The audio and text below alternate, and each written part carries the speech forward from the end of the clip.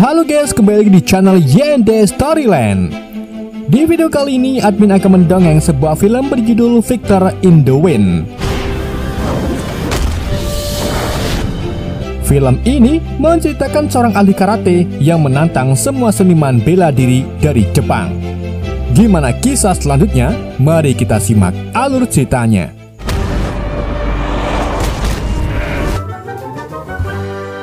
Gak bisa bahasa Inggris.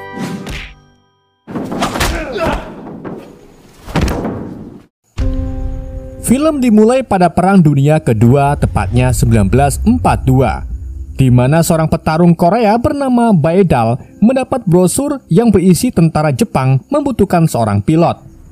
Baedal yang berminat menjadi pilot berhasil menginap di pelabuhan Shimonoseki.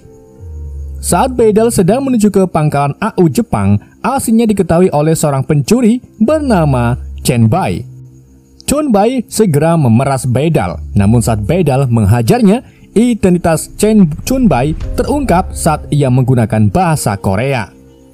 Tak lama, polisi Jepang tiba dan mengejar Baedal, sedang Chunbai dikejar oleh Yakuza karena suatu hal. Mereka berdua bersembunyi di truk yang menuju ke pangkalan AU Jepang. Sampai akhirnya mereka berdua mendongeng dan menjadi teman. 야, 아직 세상 물정 모르는 것 같은데. 네 크드 가게. 우선 별로 신경 안 쓴다. Tetapi usaha Baedal sia-sia saat Perang Pasifik berakhir. Jepang menyerah terhadap sekutu setelah diberikan kacang atom pada tahun 1945. Semua tawanan perang Korea disandra Jepang termasuk Baedal dan Chunbai. Di tengah gempuran Amerika, seorang komandan perang bernama Musashi ditemani wakilnya Ryu tiba. Setelah melihat para tawanan Korea, Musashi memerintahkan anak buahnya untuk melepas para tawanan Korea tersebut. Setelah berhasil bebas, salah satu tawanan Korea mencaci tentara Jepang yang membuatnya marah. Dengan seni bela dirinya, Baedal mencoba melindungi rekannya sampai akhirnya tentara Jepang yang lain menodongkan pistolnya. Musashi yang melihat bela diri Baedal segera menantangnya. Kemudian Musashi membuat taruhan, jika Baedal menang, maka Mishimoto akan melepaskan semua tawanan Korea, namun jika Baedal kalah, maka Musashi hanya akan membunuh Baedal dengan kejam. Setelah mendengar tawaran Musashi, Baedal setuju dan pertarungan pun dimulai.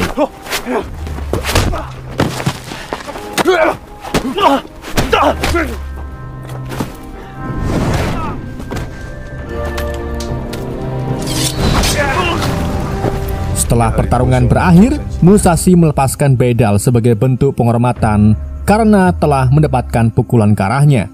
Karena selama ini Musashi belum pernah menerima pukulan saat bertarung.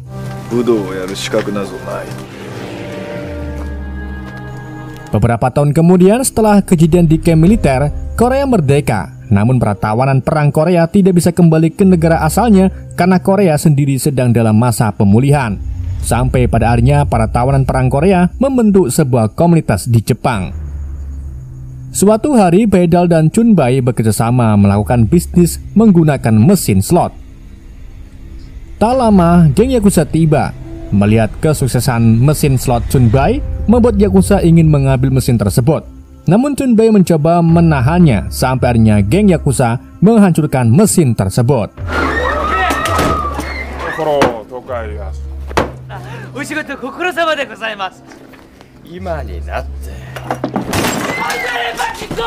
Chunbai yang melihat mesinnya rusak mengeluarkan bacotannya menggunakan bahasa Korea yang menyebabkan identitasnya sebagai orang Korea diketahui geng Yakuza, dan pada harinya Chunbai dihajar geng Yakuza. Baedal yang melihat temannya kesulitan segera menolongnya.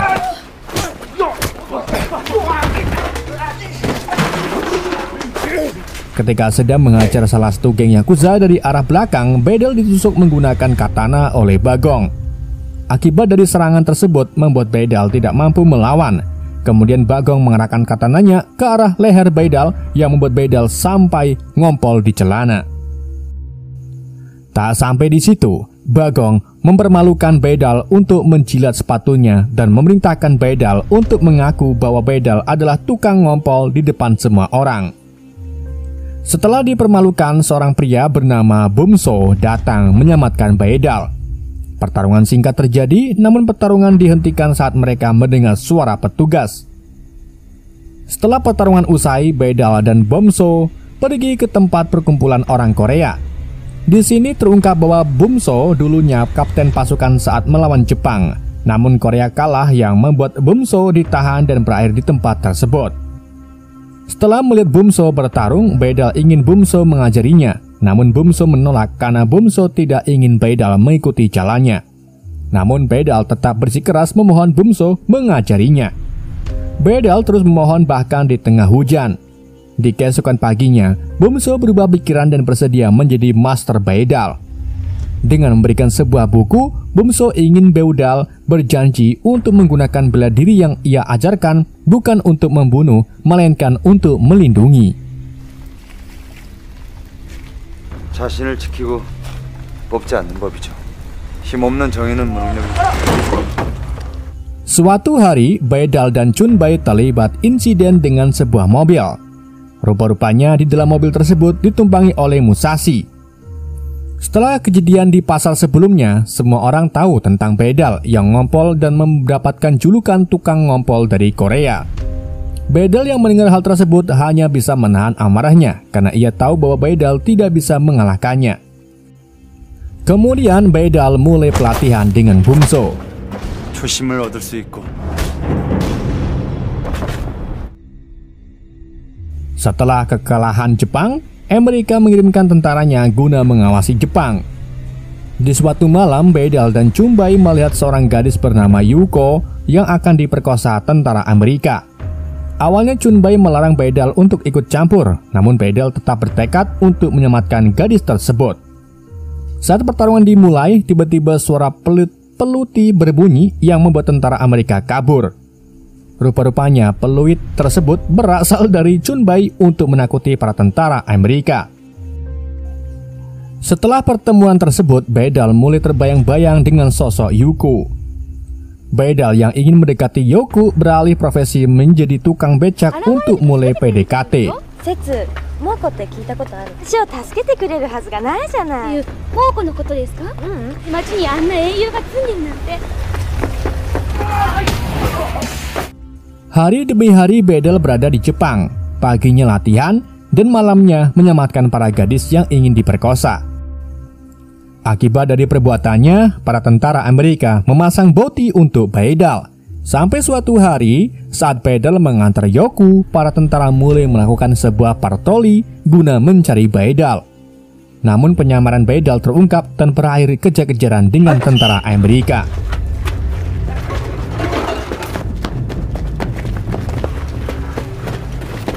Setelah kejar-kejaran singkat, Baedal ditemukan oleh salah satu tentara Amerika. Tak lama, suara tembakan terdengar. Yuko yang berada di tempat kejadian segera membawa Baedal ke rumahnya.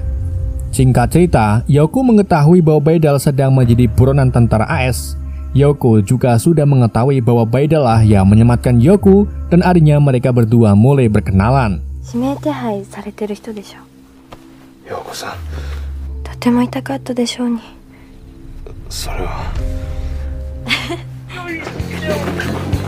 Hari demi hari Yuko dan Baedal semakin dekat.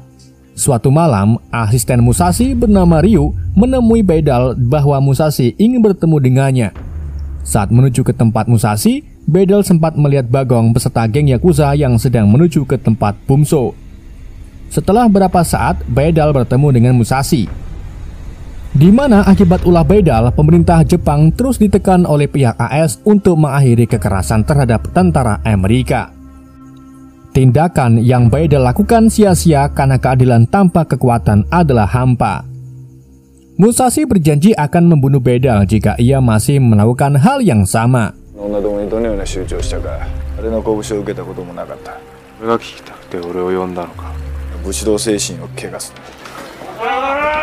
Di tempat lain, Bagong beserta anak buahnya menemui Bumso. Bagong tidak ingin para imigran Korea membuka bisnis di wilayahnya dan pertarungan pun terjadi.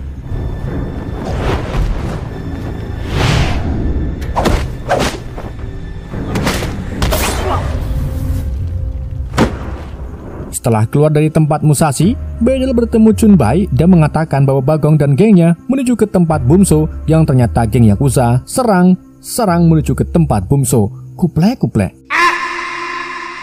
Namun Bedel yang baru tiba sudah melihat Bumso yang sudah dibunuh oleh Bagong. Setelah kejadian, Bedel bersama para imigran Korea lain bertekad membalaskan dendam Bumso. Setelah mengumpulkan pasukan, Bedel dan yang lainnya tiba di markas Yakuza. Tawuran pun terjadi di antara keduanya. Di tengah pertarungan, salah satu imigran berhasil menusuk Bagong hingga tewas. Namun karena kalah jumlah, para imigran Korea banyak yang gugur dalam pertarungan tersebut. Sampai akhirnya polisi tiba dan melerai pertarungan tersebut.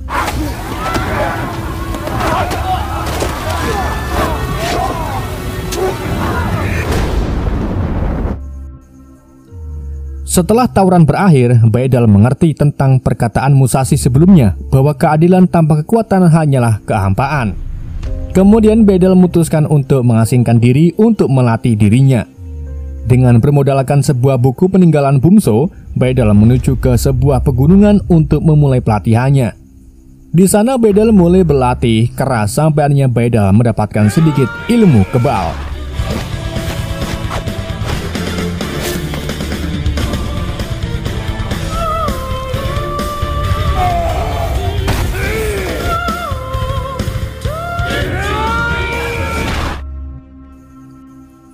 Untuk mengetes kekuatannya, Bedel turun gunung dan tiba di Kyoto, di sebuah dojo bernama Nijo.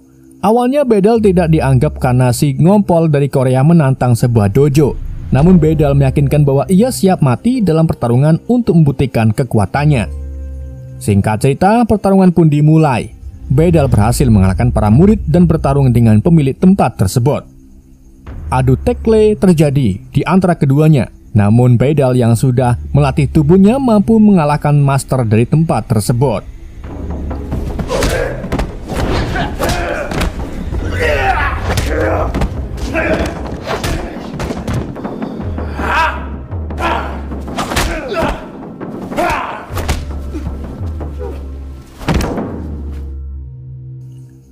Setelah kemenangan Bedel, berita mulai tersebar yang menyatakan Bedel akan terus menantang untuk membuktikan dirinya. Sementara itu, Musashi dipilih sebagai ketua Asosiasi Seni Bela Diri Jepang. Berita tersebut juga sampai ke Yoku. Shin kembali ke Bedel yang terus menantang judo. Mulai dari Kusanagi Judo, Nara Judo, Inutama Judo, Wada, Isage Gigi, Juri, semua judo kuplek di Jepang ditantang dan berhasil menang. Berita kemenangan Bedel terus menyebar. Suatu hari para media sudah menunggu Bedel menantang di sebuah judo bernama Himage. Di sini Bedel sempat kesulitan sampai akhirnya Bedel memenangkan pertarungan tersebut.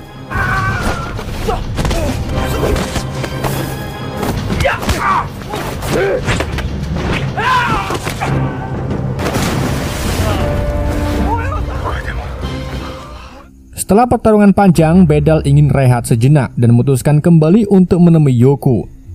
Setelah silaturahmi singkat, Bedel melanjutkan perjalanannya. Setelah mengalahkan seni bela diri judo Jepang, Bedel menantang seni bela diri lain seperti kendo dan karate. Dalam perjalanannya bertarung, Bedel mengalami beberapa luka, namun karena ia sedikit kebal, Bedel berhasil memenangkan pertarungan tersebut. Akibat dari ulah Bedel, para seniman bela diri mulai mengeluh ke asosiasi bela diri yang dipimpin oleh Musashi. Kemudian, Musashi melakukan jumpa pers dan menyatakan bahwa Bedel hanya orang barbar yang tidak mengetahui seni bela diri. Sementara itu, para tetua asosiasi memerintahkan Ryu untuk menyingkirkan Bedel karena sudah mencoreng seni bela diri Jepang. Suatu hari saat berada di pasar, Bedel menjadi sangat terkenal di kalangan warga Jepang. Di tengah keramaian, seorang pembunuh menancapkan belati ke arah Bedel, namun Bedel berhasil selamat. Tak lama Bedel mendapatkan surat tantangan dari Ryu. Awalnya Bedel ingin menolak tantangan tersebut karena menurut Bedel selama ini hanya akan mendatangkan musuh, ditambah Bedel sudah menemukan belahan jiwanya yaitu Yoku. Sampai suatu ketika Bedel menerima laporan bahwa Chunbai diserang hingga sekarat. Setelah kejadian tersebut, Bedal berubah pikiran dan bersedia menerima tantangan Ryu. Setelah beberapa saat, Bedal tiba di sebuah kuil dan bertemu dengan Ryu.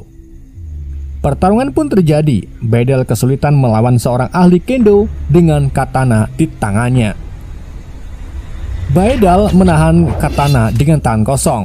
Di saat kritis, Bedal berhasil memukul kempongan Ryu sampai akhirnya Bedal turu. Di keesokan paginya, Ryu ditemukan telah tewas setelah lambungnya pecah dan membuat Bedal dipenjara. Setelah dipenjara, Musashi menemui Bedal. Musashi tahu bahwa Ryu hanya digunakan sebagai alat oleh para tetua untuk membunuh Bedal. Musashi akan membantu Bedal bebas dari penjara, dan sebagai gantinya, Musashi ingin Bedal bertarung secara terbuka di depan umum sebagai seorang seniman bela diri. Namun, Bedal sudah kehilangan semangat bertarung karena telah melanggar janjinya kepada Bomsu yang telah membunuh Ryu dengan seni bela dirinya. Musashi yang mendengar hal tersebut menganggap Bedal sangat naif karena sejatinya jika seorang mempelajari bela diri maka ia harus siap dibunuh atau membunuh. Singkat cerita, Bedal bebas dan memutuskan untuk berhenti bertarung. Namun sebelum itu, Bedal ingin menebus dosanya karena membunuh Ryu. Bedal pergi menuju ke sebuah gunung di mana istri dan anak Ryoma tinggal. Setelah bertemu, Bedal mencoba meminta maaf kepada istri dan anak Ryu. Namun istrinya bernama Tukiem masih tidak terima permintaan maaf Bedal.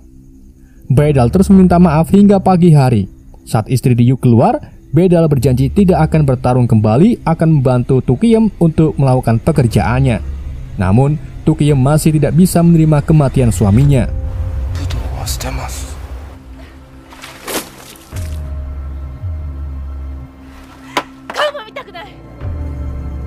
Suatu ketika, anak Ryu dibully karena sekarang anak Ryu menjadi yatim. Anak Ryu tidak bisa pergi untuk menjalankan tradisi di mana seorang anak dibawa bapaknya ke puncak gunung untuk melakukan upacara kedewasaan. Melihat hal tersebut, Bedal mengajak anak Ryu ke puncak gunung untuk menjalani ritual kedewasaannya.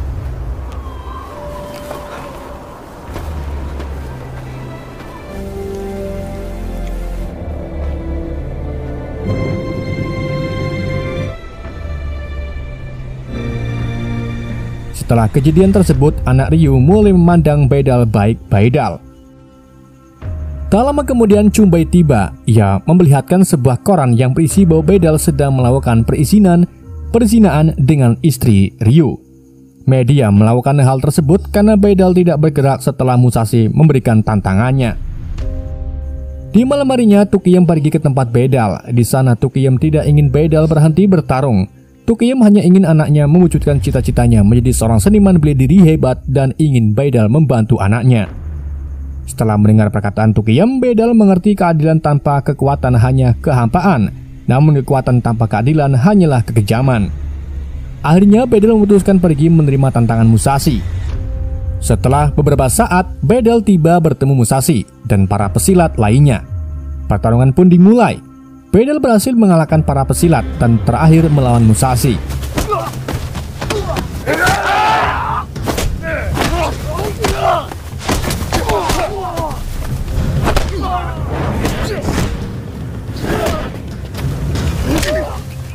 Pertarungan sengit terjadi dan Bedal berhasil memenangkan pertarungan.